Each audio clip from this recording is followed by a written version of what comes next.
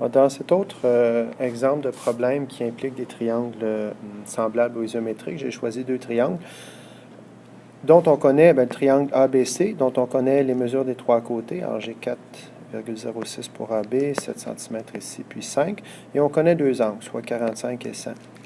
Pour le troisième côté, je connais 10,5 pour un côté, 7,5 ici et 35 degrés pour l'autre.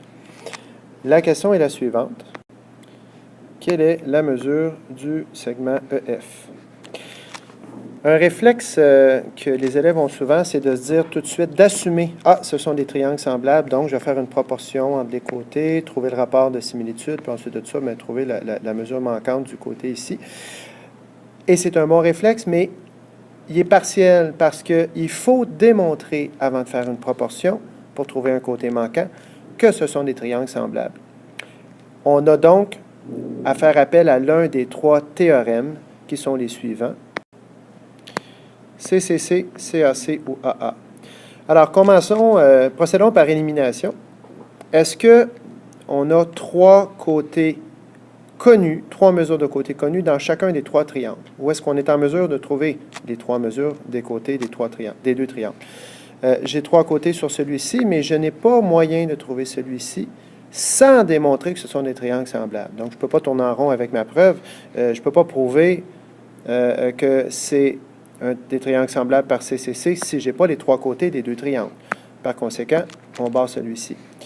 Est-ce que j'ai AA deux angles isométriques dans chacun des deux triangles? Je peux déterminer tout de suite, ça va faire partie de ma preuve, là, que ici, 100 plus 45, c'est 145. 180 moins 45, ça fait donc 35. Donc, je sais ici que j'ai un angle de 35 degrés. Ça va faire partie de ma démonstration, mais j'en sais pas plus. Je n'ai pas d'autres angles dans le triangle DEF. Donc, on n'utilise pas ce théorème. Il y a donc des bonnes chances que je puisse utiliser CAC. Alors, faisons-nous une tête au départ. Est-ce que je connais la mesure de deux côtés homologues? 10, 7,5, puis 7 et 5. Donc, je prends le plus gros avec le plus gros. Si le rapport de ces deux, de 10,5 sur 7 est le même que 7,5 sur 5, j'ai je vais obtenir deux fractions équivalentes. Donc, ce seront des paires de côtés proportionnels qui encadrent un angle isométrique. Donc, un angle isométrique compris en deux paires de côtés proportionnels. Si je démontre ça par CAC, je vais être en mesure de démontrer que les triangles sont semblables et je pourrais, à la fin, faire une proportion ou multiplier ce côté-là par le rapport de proportionnalité. Voici donc comment on va élaborer la preuve. J'ai écrit mon tableau. En fait, je l'ai commencé. Ma première étape ici, je vais montrer que la mesure de, mettons, FD divisée par la mesure de BC, AC. Pourquoi ces deux côtés-là?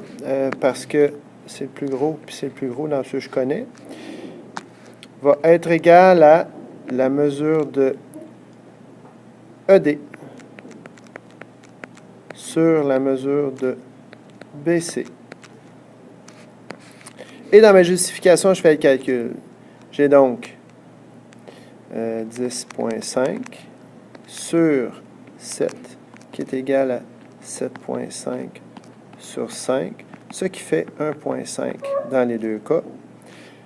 Je viens donc de démontrer que c'est le rapport de proportionnalité 1,5 qui est le même pour les deux paires de côtés homologues.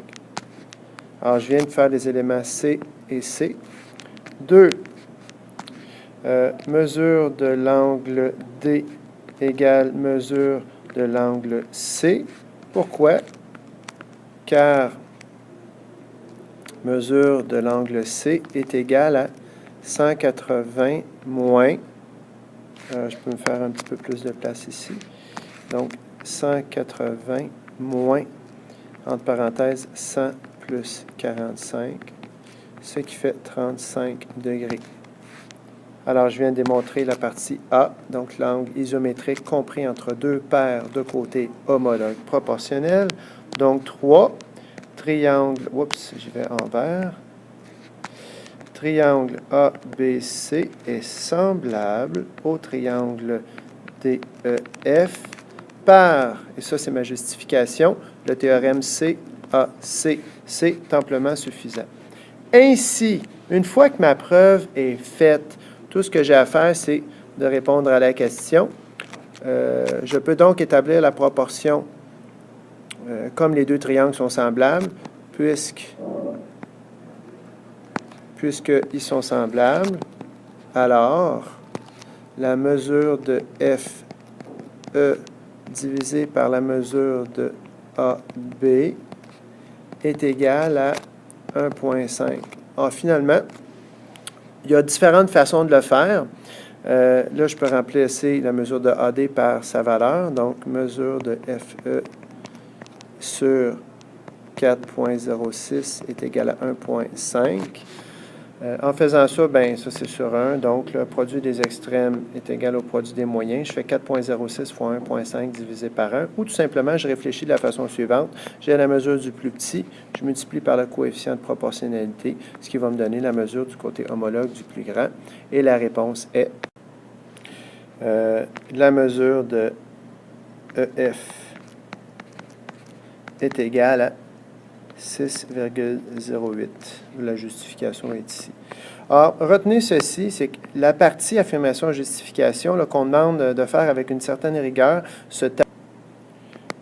sera utilisée lorsqu'il faut démontrer la similitude ou l'isométrie entre deux triangles. Si ça répond à la question, tant mieux. Si c'est un préalable à la question, à ce moment-là, il faut le faire d'abord, puis répondre à la question ensuite. Alors voilà, avec ce deuxième exemple, vous êtes bien outillés pour bâtir vos petites démonstrations mathématiques. Bon travail!